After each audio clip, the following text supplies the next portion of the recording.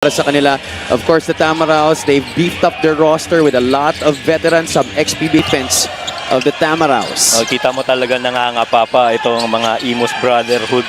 Talagang inaalam pa kung saan manggagaling yung score at paano ang depensa. Samantalang Wendell Combo, you know he can hit it from the outside, Javi. He loves to hit the... Manzo with 10 on the shot clock, gets away from the defense and lays it in off the glass, offhand finish para kay June Manzo. And June Manzo is really just one of those guys that... You just caught a glimpse of Mpbl of the Imus BraderHood. He'll be coming off the bench this afternoon. Manzo, another getaway and a leaner off the glass to get the Tamaraws. Trust pa rin naman daw siya sa modern type of basketball. Wala na daw masyadong post-up. Pero generally, he will really try to change the culture of this team. Biro ko nga sa kanila, when push comes to shove, pwede. Man game with Rangel. Marilao tried to dump it inside to Chadi. Out to Ramirez. 3 on the shot clock. Comboy, top of the circle. 3. That is bucket para kay Ino Comboy. Well, that's one thing. Doing it to Doligan, who scored the first 3 points for the Brotherhood. De La Cruz, hand in the face. Gets it over RJ Ramirez. That's a 3. JV De La Cruz from last year. Coach. Yeah, the threes have not fallen so far for both these teams. Well, from last year, itong Tamaraws, napakababa ng 3-point makes nila. But now, they're very consistent yung mga practices na. If you see in social media, the guys that really just starts coming in, really comes in and joins the practice. And Reggie Boy is in there to fill in that void in terms of scoring. The ball on the floor. He loves the open court. Oo. At saka may perimeter jumper eh. But ito si Wendell Comboy. No need for that introduction. You know he's gonna knock it down. First in this one, under a minute to go in the first. Jed Ong goes to his strong side, puts it in, plus the foul. Yeah, they're gonna need that strong finish on that left side of the floor, which is his strong hand. It's gonna be tough to defend against it. Ramirez drops it off. Bono able to kiss it off the glass. 10 seconds left in the first. Sorry, no. 38. Inigo being pressured hard here by Jed Ong. Crossover leaves. Ong kicks it out. Gamalinda sets for 3. Off the back iron. Ramirez gets another one. No look pass to Bono. 7 seconds left. The venue looking on as Mindoro and Imus. Well, one thing that Imus has been doing so far since that time when Ong got down that they could beat them, especially as they go the strong side of the floor. Rangel on the floor to begin the second quarter for Coach Rodney Santos. Our first quarter field goal story, 5 out of 21 para sa Brotherhood and 7 out of 18 para sa Tamaraws. Take a look at it here. Little hesitation move and going to his weak side, the left. Still able to finish Artie. And yung opportunity na makapag-lead ka, no? Dito sa be that influencer, I guess, to the schemes. Oh, Ken Bono. The ageless Ken Bono, then 24 to 14. Belenson flares to the right corner. Belenson knocks it down to answer. Picture perfect. Knocked down the shot. Basibas leaves it for JP. Belenson does it settle. Belenson all the way to the cup. Good read, Alang. Gamalinda puts it side. Yuto able to get 2 points. Side fellow legends in John Ferriols and EJ File. Mark Doligon scored the first 3 points of this game para sa Brotherhood. Gets 2 more inside to June. 4 on the shot clock. Sedorifa, one dribble, pulls up, knocks it in, that rattles home. And that post-up play by Mark Doligon. Manzo once again nakawala sa depensa, and that's 2 more points para kay June Manzo. The ball stays with Mindoro. Good flex. Manzo knocks down the 3. Kitang-kita mo na that flex is gonna happen with June Manzo underneath that pin down. And that flex action really resulting in that clear back. It was Mindoro who was able to capitalize on that dead ball situation. No free throws were given to Jay Utok, but they get this baseline inbound Imus BraderHood. Good kick. Doligon drives, spins left. Doligon able to finish. This guy is no stranger to Mpbl. Talking about Mark Doligon, and he really has seen a lot of action para sa Imus throughout the years. On the other side, Ethan Galang, the 2 points. Sedorifa tried to jump a pass to Rangel. He was not looking. And then look who gets it. Galang, tough angle to work with it, kissing it off the glass. Yeah, tsaka handa you know. Take it into their front court. Let's see what they do with this possession. Two-man game. Former Mindoro Tamaraws connecting on that one. That was De La Cruz. But the side of Imus, thankfully, hindi pumasok yun.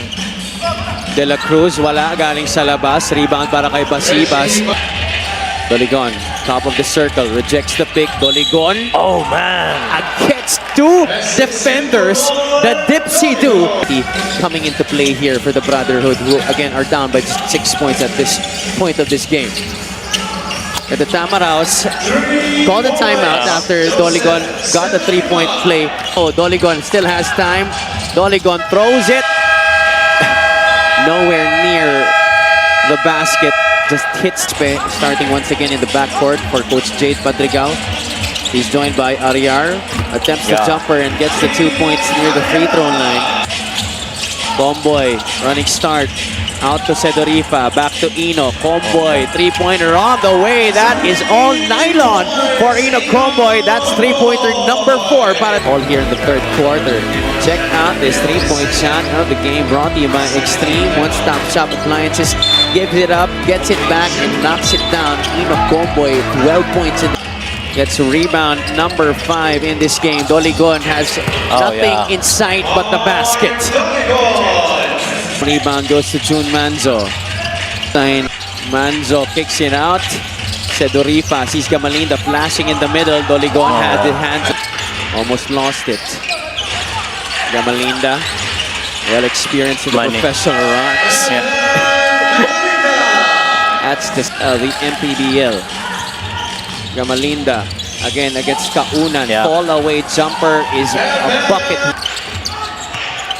JV trying to body his way past the defense, and Jay Yutok will go all the way unbothered for the 2 points. On a mini run, nasasagot agad ng Mindoro, and then this puts the Brotherhood into a drought, a long drought. And Caspe ends that with that layup, only his second field goal, and try to get people to notice them, maybe for better opportunities in the future, better contract. 53-42, Axel Inigo handling the rock. Inigo is playing with 3 personal fouls. Rangel fakes outright, finishes the stagger with the primary screener being Chadi Rangel, and your pop-out guy being Bam Gamalinda. That's tough. To Basibas, baseline drive, goes out to the corner. De La Cruz swishes that through. One of the very few times that, mismatch against Axel. Belenson leaves it for De La Cruz. Stiff pass. So far, 5 quick ones from JB De La Cruz, hitting a 3-0. JP Belenson featured here in our assist of the game, brought to you by 1xBet, finding the cutting JB De La Cruz. Napaka-importante talaga yung meron kang tinatawag na patient pivot. That 2-feet game inside the lane allows you that extra. Baskets here in the third quarter. JP Belenson's presence has also helped. He's open for 3. Belenson knocks it down, and this is just a 1-point lead. That's a good shot on 2 things. 1, he's not guarded. 2, that's JP Belenson on his favorite side of the floor. And same thing though, you got Ken Bono. Bono now against Doligon. Earlier it was Basibas.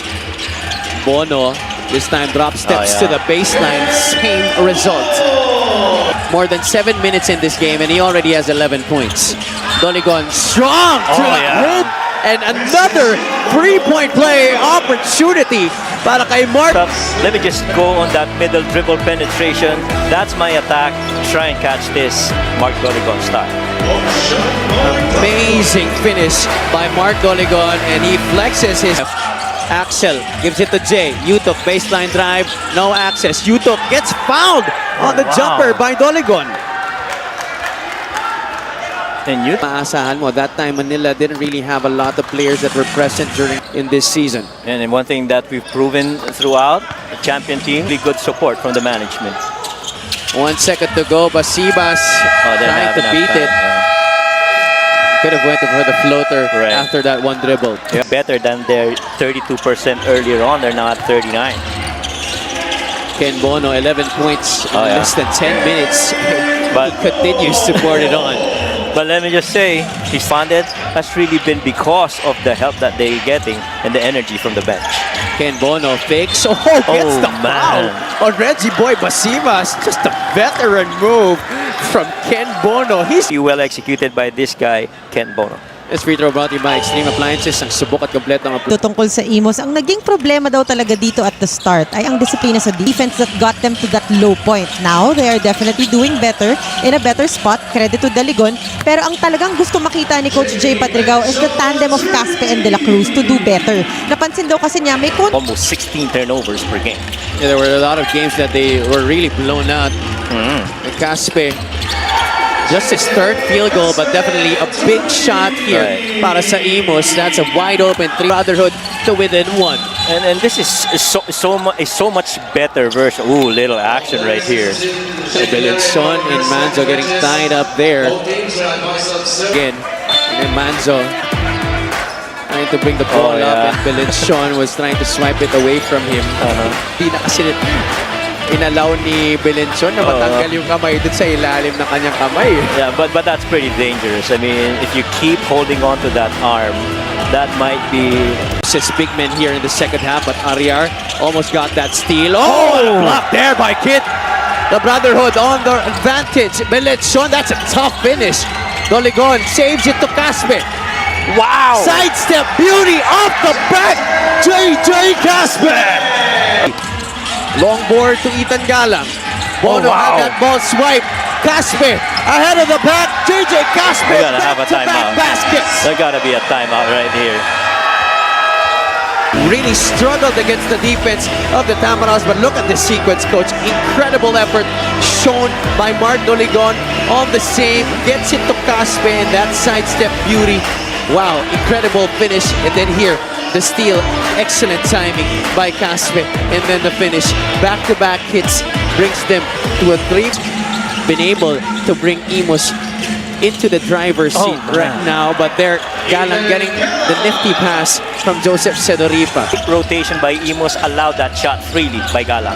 Caspe working the two-man game with another former Tamar and Kint Ariar, and Caspe getting that push shot to drop. Imus still... Enough English on the shot. Marcus tired. He looks tired. Bomboy finishes over the defense of JP Belenson. And the only time they did was here in the fourth quarter. Mindoro was up by as much as 13 points in this game. Finally. Reggie Boy Basibas ends the string of misses for the Brotherhood. Advantage to 3 points, much more cushion right now for Imus. Sedorifa ties the game with that 3-point shot. Very timely shot there by Sedorifa. That previous play, look at that. Great, excellent find by JJ Caspe to the cutting Quintariar. No, Reggie Boy Basibas rather. Oh, JJ wow. Caspe, the hoop and the arm.